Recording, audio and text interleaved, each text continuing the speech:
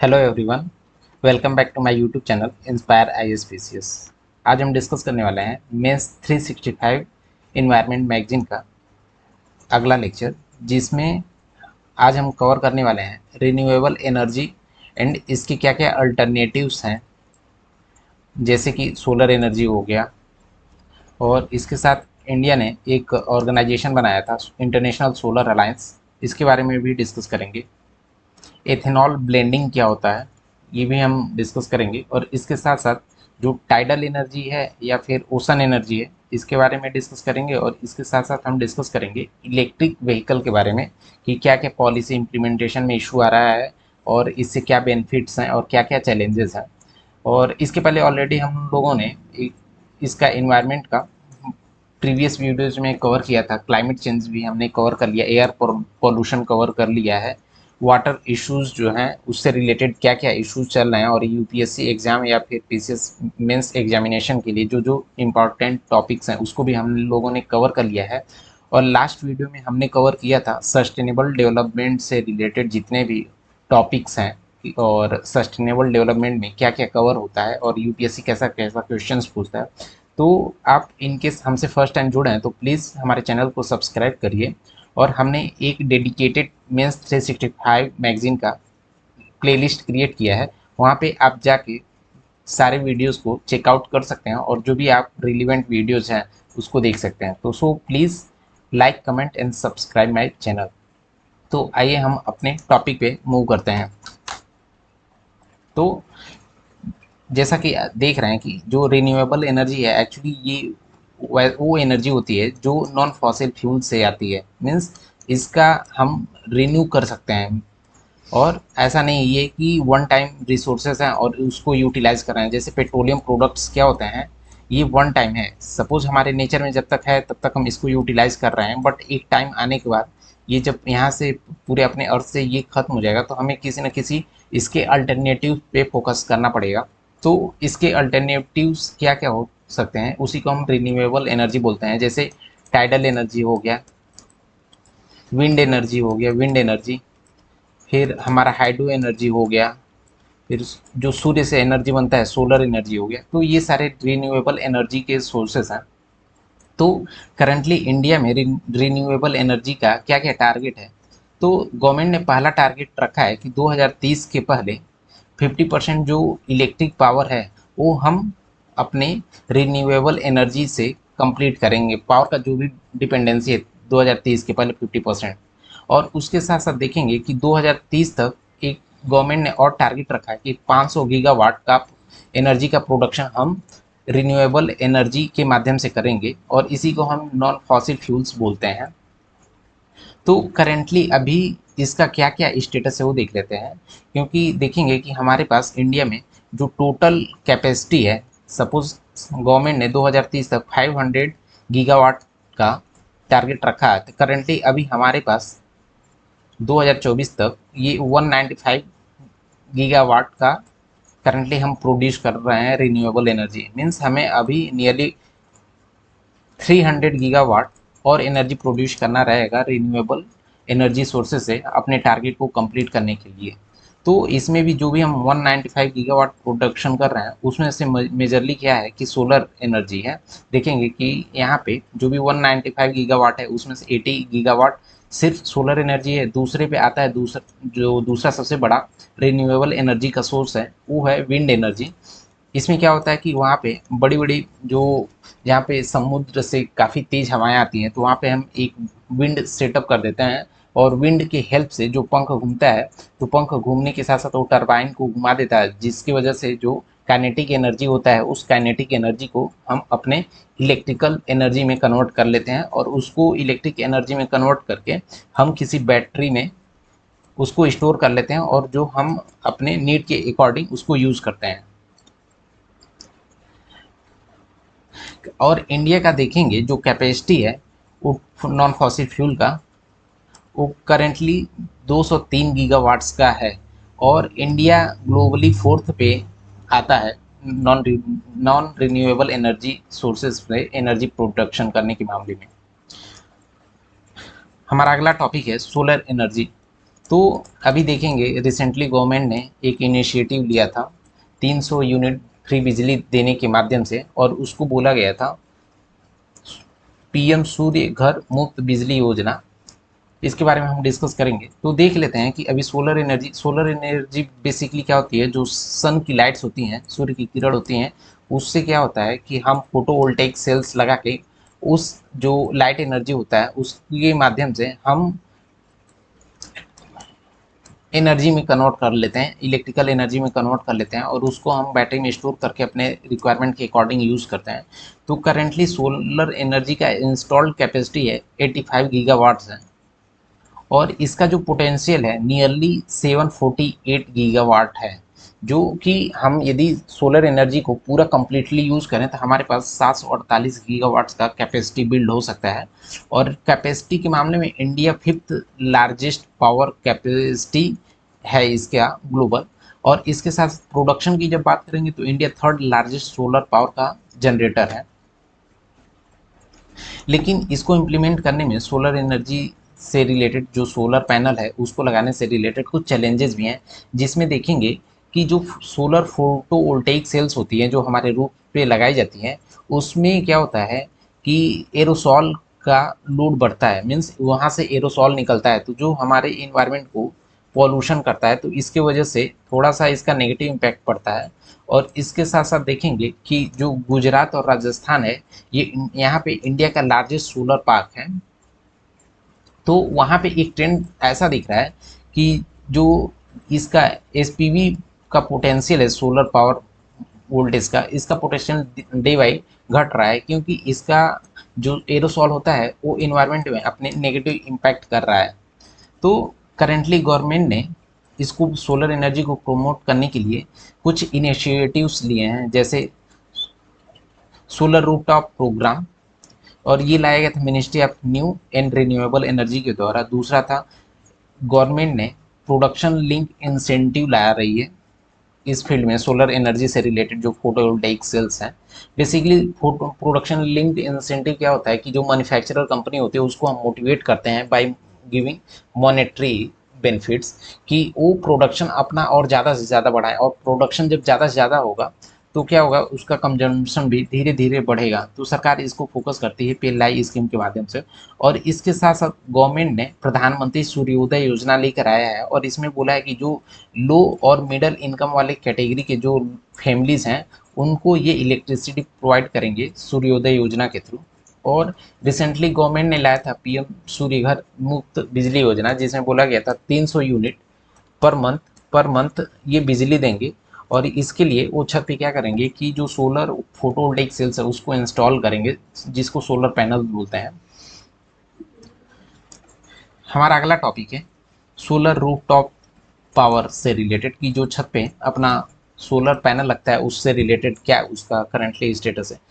और इनके इस हमारे जो भी टॉपिक्स कवर कर रहे हैं इससे रिलेटेड आपको कुछ भी डाउट्स हैं तो प्लीज़ कमेंट, या फिर हमारे टेलीग्राम चैनल से जुड़ सकते हैं। डिस्क्रिप्शन में हमने लिंक दिया है, वहाँ पे आप जो भी क्वेरी है आप वहाँ पे उसका रिजोल्यूशन पा सकते हैं। और इसके साथ साथ कोई किसी स्पेसिफिक टॉपिक पे आपको का आप चाह रहे हैं कि वीडियो लेकर आए तो उसको कमेंट करिए, या फिर हमारे टेलीग्राम पे हमको सजेस्ट करिए, उस पर हम अपडेटेड वीडियो लेकर आएंगे। तो please like comment and share with your friends and please subscribe. तो देख लेते हैं कि सोलर रूफटॉप जो पावर योजना है ये क्या है। बेसिकली क्या होता है, पीएम सूर्य घर मुफ्त बिजली योजना ये लाया गया था, और ये लाया गया था सोलर रूफटॉप के थ्रू, क्योंकि जब भी ये लाया जाएगा तो जो भी छत रहेगा उस पर सोलर पैनल लगेगा। और ये पैनल क्या करेगा, जो सन होता है वहाँ से जो भी रेज आती हैं इसको क्या करेगा, इसको इलेक्ट्रिक एनर्जी में कन्वर्ट करके कर देगा, जिसकी वजह से हमें जब भी नीड रहेगा उसको हम यूटिलाइज कर सकते हैं। और ये स्कीम लाया गया था ministry of new renewable energy के द्वारा, और इसको टारगेट रखा गया था 300 यूनिट फ्री बिजली देने का, और 1 करोड़ लोगों को। इसके साथ साथ देखेंगे गवर्नमेंट ने इस पर कुछ सब्सिडीज़ रखे थे, जैसे 1 से 2 किलोवाट का आप कनेक्शन ले रहे हैं उसका तो 30,000 से 60,000 का गवर्नमेंट सब्सिडी दे रही थी। और इसके साथ साथ आप 2 से 3 किलोवाट का सप्लाई ले रहे हैं कैपेसिटी का तो 60,000 से नियरली 78,000 तक का गवर्नमेंट आपको सब्सिडी दे रही थी। और इनके 3 किलोवाट से अधिक कैपेसिटी का आप रूफटॉप सोलर प्लांट इंस्टॉल करा रहे हैं तो वहाँ पे आपको नियरली 78,000 का गवर्नमेंट बेनिफिट दे रही थी सब्सिडी के माध्यम से। तो इसमें क्या हो रहा था, जो पैसे था उसमें एक कोलेटरल फ्री लो इंटरेस्ट था। तो बेसिकली कोलेटरल फ्री जो लो इंटरेस्ट लोन होता है वो क्या होता है कि ऐसा लोन अमाउंट होता है जिसको लेने के लिए आपको कोई कि ज़मीन का या फिर कोई डॉक्यूमेंट का पेपर नहीं रखना पड़ता है। जनरली वो गवर्नमेंट आपको देती है एक आपके ट्रस्ट के नाम पे या फिर सरकार के ट्रस्ट के नाम पे। इसके लिए कोई ज़मीन का जायदाद का कोई पेपर नहीं रखना पड़ता है, कोई भी पेपर गिरवी नहीं रखना पड़ता, इसी को कोलेटरल फ्री हम लोग बोलते हैं। और नियरली 7% जो ये इंस्टॉलेशन है ये दिया जाएगा 3 किलोवाट तक की पावर कैपेसिटी पे।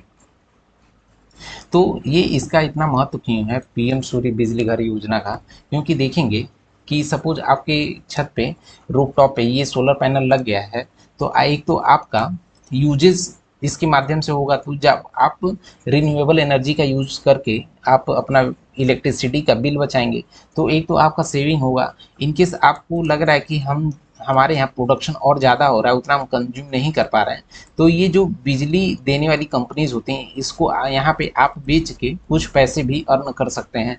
तो ये इसलिए इसका काफ़ी इम्पोर्टेंट हो जाता है। और इसके साथ साथ ये सपोज प्रॉपरली इम्प्लीमेंट किया गया तो 30 गीगावाट का सोलर कैपेसिटी बिल्ड होगा पूरे इंडिया में।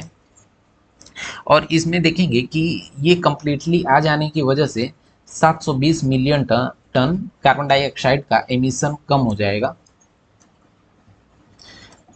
थोड़ा सा इसके बारे में देख लेते हैं कि ये एग्जैक्टली कैसे वर्क करता है। तो ये बेसिकली क्या होता है, जो छत पे रूफ टॉप पे लगता है वो फोटोवोल्टेइक पैनल्स होता है जो हमारे छत पे लगता है। और ये कनेक्टेड होता है जो हमारा घर का बिजली का मेन पावर सप्लाई होता है वहाँ पे लगता है, जिसकी वजह से वहाँ से बिजली कन्वर्ट करके डायरेक्ट हम इलेक्ट्रिक एनर्जी में भेजते हैं। और ये इसमें कवर होते हैं कि सोलर मॉड्यूल्स हो गए, सोलर इन्वर्टर्स हो गए, ये बेसिकली इस स्कीम में कवर किए गए थे।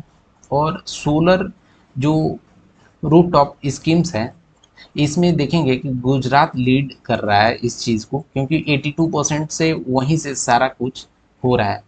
और इससे रिलेटेड कुछ चैलेंजेज हैं, जैसे इसको इंस्टॉल कराने का देखेंगे कि कॉस्ट काफ़ी ज़्यादा है, क्योंकि 1 से 2 किलोवाट का यदि सप्लाई ले रहे हैं तो आप 30 से सिर्फ 60,000 का आप गवर्नमेंट सब्सिडी दे रही, बाकी जो पेमेंट है वो तो खुद इंडिविजुअल को ही करना है। तो स्टिल ये जो रिमेनिंग अमाउंट है ये पुअर के लिए या मिडिल क्लास के लिए काफ़ी बड़ा अमाउंट है, तो इसको लगाने से लोग बचेंगे। दूसरा है कि सपोज आपका पावर का कंजम्पशन कम है और आप अपना जो भी बिजली जनरेट हुआ है उसको बेचना चाह रहे हैं, तो जो डिस्काउंट्स हैं मीन्स बिजली सप्लाई करने वाली जो कंपनीज़ हैं उसको आपको काफ़ी सस्ते में बिजली खरीदेंगी, तो उससे लोगों को उतना फ़ायदा नहीं हो रहा था। तो ये कुछ की चैलेंजेस हैं सोलर रूफटॉप सिस्टम्स को लेकर।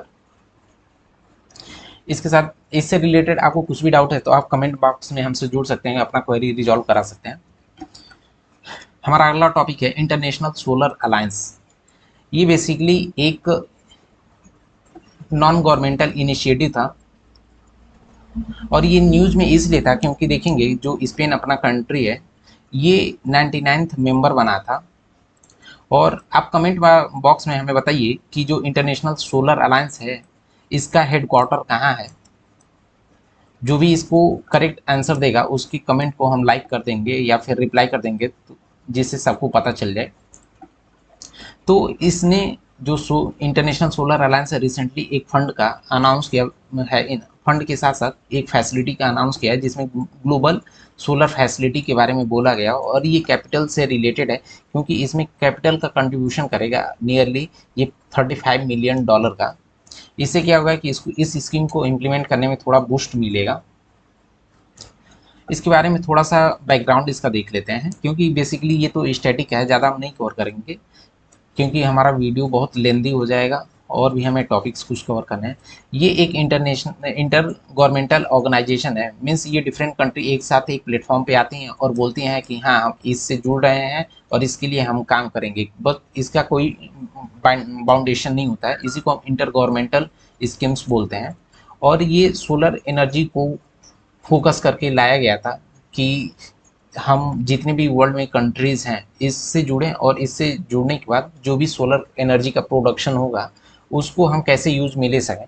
ये एक्चुअली किस बेसिस पे काम करता है, क्योंकि देखेंगे ये सन है और ये अर्थ है, ये अर्थ है। तो अर्थ क्या करती है, इसका चक्कर लगाती रहती है, इसका चक्कर लगाती रहती है। बस जानते होंगे कि सूर्य कभी ढलता नहीं है, जब भी अपोजिट चला जाता है तो वहाँ पे दिन हो जाता है और अपोजिट साइड में रात हो जाती है। तो इस केस में क्या होता है, सूर्य हमेशा होता है।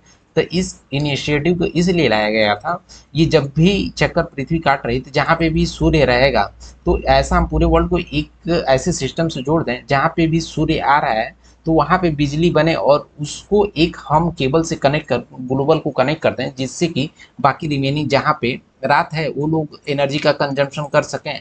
और बाद में जब भी रोटेशन अपोजिट होता है तो उस टाइम पे जब वहाँ पे रात हो जाती है तो वो दूसरे कंट्रीज का जो भी प्रोडक्शन है सोलर एनर्जी का, उससे अपने यहाँ एनर्जी को कंज्यूम कर सकें। तो बेसिकली इसी फंडामेंटल पे लाया गया था और ये लॉन्च किया गया था। जो COP21 हुआ था UNFCCC का, उसकी उसी में लाया गया था। इंडिया और फ्रांस ने एक साथ मिलकर इसको लाया गया था।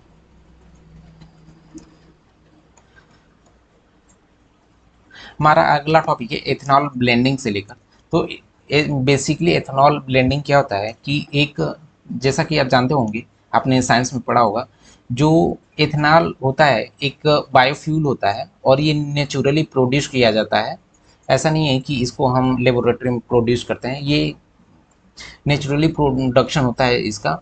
और इसका प्रोडक्शन करने के लिए हम जो शुगर होता है उसमें फ्रेगमेंटेशन करते हैं ईस्ट डाल के, और ईस्ट डालने के बाद इसमें क्या होता है कि ये इथेनॉल का प्रोडक्शन होता है। और इस प्रोसेस का हम पेट्रोकेमिकल प्रोसेस बोलते हैं, जिसमें पेट्रोलियम प्रोडक्ट से इसको डिराइव किया जाता है। और इसके साथ साथ जैसे कि देखेंगे एथिलीन हाइड्रेशन होता है, सेम इसी प्रोसेस पे ये भी बनता है।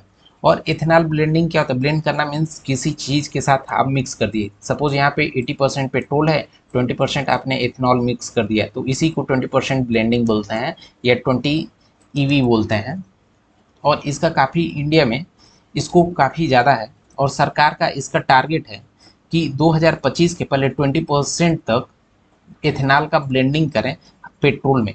पेट्रोल में बेसिकली 20% एथेनॉल ब्लेंडिंग का मीनिंग ये होता है कि सपोज हम 1 लीटर पेट्रोल लिए तो इसमें 80% तो पेट्रोल होगा, 80% पेट्रोल होगा प्लस 20% इसमें एथेनॉल होगा। तो क्या होगा कि 800 ml पेट्रोल हो गया प्लस यहाँ पे 200 ml एथेनॉल हो गया। तो इससे क्या होगा कि हमारा जो पेट्रोल पे डिपेंडेंसी है ये काफ़ी कम हो जाएगा, और इसको हम लोकली इसको प्रोड्यूस कर सकते हैं एथेनॉल का, जिसकी वजह से हमारे इंडिया में जॉब भी क्रिएट होंगे और फॉरेन में डिपेंडेंसी भी कम हो जाएगा। तो इस चीज़ को, जो इन्वायरमेंट है, इसको हम अपने इकोनॉमी से भी लिंक कर सकते हैं। और इकोनॉमी से जब भी हम लिंक करेंगे तो देखेंगे कि यूपीएससी में या फिर किसी भी मेंस आंसर राइटिंग में काफ़ी अच्छा नंबर मिलता है। इसके साथ साथ इंडिया का अचीवमेंट देख लेते हैं कि एथेनॉल ब्लेंडिंग में लेकर, क्योंकि आपने प्रीवियस कुछ ईयर्स में न्यूज़ पढ़ा होगा 2022 में कि इंडिया ने टारगेट अपना कंप्लीट किया था कि 10% एथेनॉल ब्लेंडिंग को लेकर 2022 में जो भी पेट्रोल है वहाँ पे 10% ऑलरेडी एथेनॉल को मिक्स की करके ही हम यूज़ कर रहे हैं अपने बाइक्स या व्हीकल में। और ये इतना इम्पोर्टेंट क्यों हो जाता है इसको देख लेते हैं। क्योंकि ये जब भी हम इसको यूज़ में लेंगे तो क्या होगा कि हमारा पेट्रोलियम का कंजम्पशन कम हो जाएगा, तो जिसकी वजह से कार्बन का एमिशन भी कम हो जाएगा। तो ये हमारे इन्वायरमेंट में पॉल्यूशन कम करेगा। इसके साथ साथ हमारा जो इंपोर्ट बिल है वो भी घट जाएगा, क्योंकि इंपोर्ट पे डिपेंडेंसी कम हो जाएगी। और इसके साथ साथ जब हम शुगर से बनाएंगे तो ये शुगर्स जो है फार्मर्स बोते हैं, तो उनको क्या होगा कि एक इनकम का सपोर्ट जनरेट होगा। तो इसलिए ये काफ़ी इम्पोर्टेंट हो जाता है। लेकिन इसको इम्प्लीमेंट करने में कुछ चैलेंजेस हैं। जैसे सपोज हम क्या करते हैं, सारा शुगर को यूज़ करते हैं एथेनॉल के प्रोडक्शन में, तो क्या होगा, शुगर का कंजम्पशन आप जानते होंगे इंडिया में बहुत ज़्यादा है, इंडिया में बहुत ज़्यादा है। तो जब शुगर का कंजम्पशन ज़्यादा है और हम दूसरे जगह शुगर का एथेनॉल के लिए शुगर का प्रोडक्शन करने में लगा देंगे, तो हमारा जो फूड से रिलेटेड जो नीड्स हैं वो काफ़ी कम हो जाएंगे, तो जिसकी वजह से हमें दूसरे कंट्रीज पे डिपेंडेंट होना पड़ सकता है। तो हमारा एक इंपोर्ट बिल घट के सेम इंपोर्ट बिल हो सकता है कि हमारा शुगर के लिए बढ़ सकता है। ये एक की चैलेंजेस है। और इसको प्रमोट करने के लिए सरकार ने कुछ इनिशिएटिव लिए थे, जैसे इथेनॉल ब्लेंडिंग प्रोग्राम, जिसमें बताया गया था, जैसा कि मैंने अभी कुछ टाइम पहले डिस्कस किया, कि यहाँ पे 20% एथेनॉल को ब्लेंड किया है पेट्रोल में 2025 तक, और 2022 तक ऑलरेडी 10% का टारगेट हम लोगों ने कंप्लीट कर लिया था। हमारा अगला टॉपिक है टाइडल एनर्जी। तो बेसिकली देख लेते हैं कि टाइडल एनर्जी क्या होता है। तो आप जानते होंगे कि जो ओशन होता है, अपना समुद्र होता है, वो जब भी लहरें बहती हैं, लहरें बहती हैं तो उसमें कुछ काइनेटिक एनर्जी होती है। तो एक ऐसा टेक्निक उस होता है ये टाइडल एनर्जी, कि हम उसमें जो भी काइनेटिक एनर्जी होती है उसको हम स्टोर कर लेते हैं, अपने स्टोर कर लेते हैं। जो टाइडल जो होती है, वेव्स होती हैं, उसमें काइनेटिक एनर्जी होती है। उस काइनेटिक एनर्जी को हम सपोज इलेक्ट्रिकल एनर्जी में कन्वर्ट कर लेते हैं। तो इससे क्या होगा कि हमारा टाइडल एनर्जी, उसी सोर्स से जनरेट होने वाले एनर्जी को हम टाइडल एनर्जी बोलते हैं। तो देखेंगे कि ये बेसिकली ओशन एनर्जी का एक टाइप है। ओशन में एनर्जी एक टाइडल हो गया, हाइड्रोस का भी हम यूज कर सकते हैं। तो बहुत सारे वहाँ से एनर्जी के रिसोर्सेज होते हैं, तो उसी में एक टाइडल एक उसका सब पार्ट है। और इसका इंडिया में पोटेंशियल बहुत ज़्यादा है, क्योंकि जानते होंगे इंडिया का जो कोस्ट लाइन है ऐसे यहाँ पे, ये काफ़ी बड़ा है। तो यहाँ पे, यहाँ से लगा है यहाँ तक, हम काफ़ी यूज कर सकते हैं अपने टाइडल एनर्जी से रिलेटेड जो भी सेक्टर्स है। तो देख लेते हैं कि अभी करंटली इंडिया का क्या क्या, कहाँ कहाँ, कौन कौन से एरिया में इसका काफ़ी पोटेंशियल है। तो एक तो पहला मेन है हमारा गल्फ ऑफ खंबत, क्योंकि देखेंगे यहाँ पे ये जो गुजरात है, गुजरात के आसपास यहाँ पे एक गल्फ बनता है। तो गल्फ जब भी होता है, यहाँ पे ओशन आती हैं और इनमें जो काइनेटिक एनर्जी होता है, इसमें लैंड से टकराती हैं और वहाँ पे खत्म हो जाती है। तो जब भी हम यहाँ पे इस काइनेटिक एनर्जी को स्टोर कर लेते हैं किसी और फॉर्म में, तो इसी को हम बोलते हैं कि टाइडल एनर्जी। तो एक तो हो गया गल्फ ऑफ कंबत, दूसरा हो गया गल्फ ऑफ कच्छ, जो यहाँ ही पे गुजरात बॉर्डर कोस्ट पे ही दूसरा है गल्फ ऑफ कच्छ। तीसरा है हमारा पल्क बे, जो इंडिया इंडिया और यहाँ पे जो छोटू सा श्रीलंका है, इसके बीच में जो एरिया है, इसी को हम बोलते हैं पे पल्क बे, पक बे। और तीसरा है हुगली रिवर, जो जानते होंगे पश्चिम बंगाल में है। इसके साथ साथ हल्दिया और सुंदरबन, ये तीनों बंगाल के साइड में है। तो यहाँ पे इसके पोटेंशियल्स काफ़ी ज़्यादा हैं, क्योंकि वहाँ पे जो टाइड्स होती हैं वहाँ पे आके कोस्ट पे हमारे टकराती हैं। तो उस कोस्ट पे हम काइनेटिक एनर्जी को इनकेस इलेक्ट्रिकल एनर्जी में कन्वर्ट कर लेते हैं, तो काफ़ी हमको बेनिफिट मिलेगा इससे एनर्जी के सेक्टर में। और इसका इतना इम्पोर्टेंस क्यों हो जाता है देख लेते हैं। क्योंकि जो एनर्जी होता है, ये एनर्जी सिक्योरिटी, हमारा डे बाई डे एनर्जी का कंजम्पशन बढ़ रहा है। तो एनर्जी का कंजम्पशन बढ़ रहा है, तो हमें उसकी जनरेट करने के लिए रिसोर्सेज पे फोकस करना पड़ेगा। तो एनर्जी का एक सिक्योरिटी है, पहला रीजन। दूसरा है कि ये जो टाइडल एनर्जी होती है, ये विंड एनर्जी के कंपैरिजन में इसका एफिशिएंसी ज़्यादा होता है। क्योंकि जानते होंगे कि वाटर का डेंसिटी जो होता है, क्योंकि ये वाटर लिक्विड फॉर्म में होता है, तो इसका डेंसिटी ज़्यादा होता है एज कम्पेयर टू विंड। क्योंकि ये होता है एयर, होता है एयर मीन्स वो गैस होता है। तो इसकी वजह से इसका जब डेंसिटी ज़्यादा होता है, तो इसमें काइनेटिक एनर्जी भी ज़्यादा होगा। तो इससे हम जो भी प्रोडक्शन होगा इलेक्ट्रिकल एनर्जी, उसका अमाउंट भी ज़्यादा होगा। तो इसकी वजह से ये दूसरा पॉइंट है। तीसरा है कि हमारा जो इंडिया का, मैंने बताया था, जो कोस्ट लाइन है काफ़ी लंबा है। तो ये तीसरा रीजन है। और इसके साथ साथ हमारा जो फॉसिल फ्यूल्स हैं, जो नॉन कन्वेंशनल एनर्जी सोर्सेज हैं, उस पर डिपेंडेंसी कम हो जाएगा। उसके अलावा हमारा अगला पॉइंट है कि क्लाइमेट पे हमारा नेगेटिव इम्पैक्ट कम हो जाएगा। तो ये सारे कुछ पॉइंट्स हैं, टाइडल एनर्जी को हम प्रॉपरली यूज कर लेते हैं। तो बट इससे रिलेटेड कुछ चैलेंजेस भी हैं, जैसे टेक्निकल चैलेंजेस, हमारे पास उतना प्रॉपर इंफ्रास्ट्रक्चर और इन्वेस्टमेंट नहीं है। फिर सपोज हम वहाँ पे जो टाइडल एनर्जी है उसको हम अपनी काइनेटिक एनर्जी को इलेक्ट्रिकल एनर्जी में कन्वर्ट करते हैं। तो वहाँ पे जो सेडिमेंट्स होते हैं, सेडिमेंट्स मतलब क्या होता है कि जब भी वेव्स आगे बढ़ती हैं, तो बीच में आने वाले पत्थर, जमीन जो भी होते हैं, उसी को सेडिमेंट्स बोलते हैं, जो अपने साथ लाते हैं। तो उनकी वजह से क्या होगा कि उनका वेव का जो पैटर्न होता है वो थोड़ा सा चेंज होगा, इसकी वजह से एक नेगेटिव इम्पैक्ट होगा। तो जब भी रास्ता उनका चेंज होगा तो इसकी वजह से जो इकोलॉजिकल बैलेंसेस हैं, जैसे उसमें रहने वाले जीव जंतु हैं, जो मरीन इकोसिस्टम है, उस पर नेगेटिव इम्पैक्ट पड़ सकता है। ये कुछ की चैलेंजेस हैं। हमारा अगला टॉपिक है इलेक्ट्रिक व्हीकल को लेकर।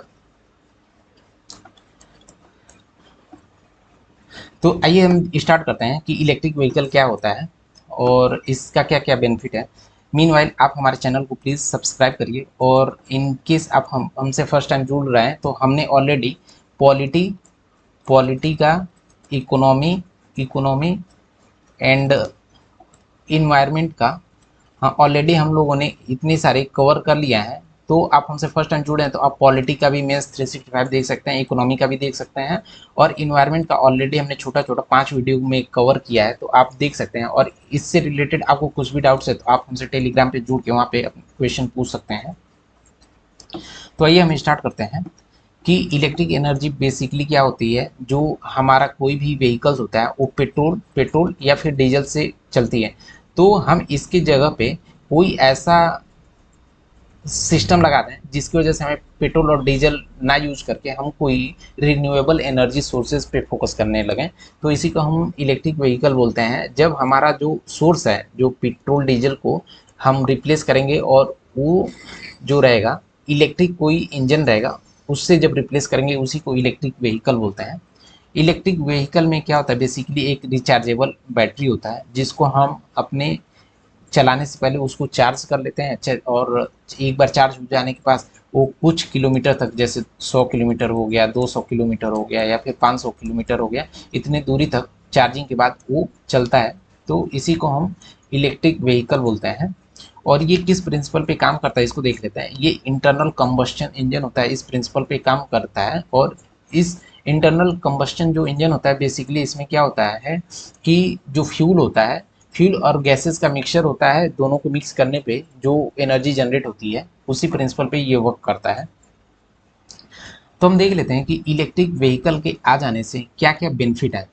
तो पहला बेनिफिट है कि ये इसमें जो एनर्जी है ये काफ़ी सुपीरियर है, और जब हम इलेक्ट्रिक एनर्जी का यूज करेंगे तो हमारा एटमॉस्फेयर में कार्बन का इमिशन कम होगा। दूसरा है कि हमारा कॉस्ट, जो रनिंग कॉस्ट है वो बच जाएगा, क्योंकि हमें पेट्रोल और डीजल नहीं डलवाना पड़ेगा।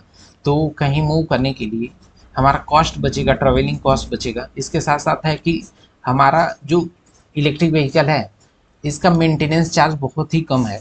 तो ये तीसरा पॉइंट है, क्योंकि देखेंगे पेट्रोल डीजल जो कार्स होती हैं, व्हीकल्स होते हैं, इसका मेंटेनेंस चार्ज थोड़ा सा ज़्यादा होता है। तो ये एक बेनिफिट है इलेक्ट्रिक व्हीकल को लेकर। और इसके साथ साथ देखेंगे कि गवर्नमेंट ने इलेक्ट्रिक व्हीकल को प्रोमोट करने के लिए इसके रजिस्ट्रेशन पे और रोड टैक्स पे काफ़ी डिस्काउंट दे रखा है। तो ये सारे इसके बेनिफिट हैं। तो गवर्नमेंट ने एग्जैक्टली क्या क्या इनिशिएटिव लिए हैं ये देख लेते हैं।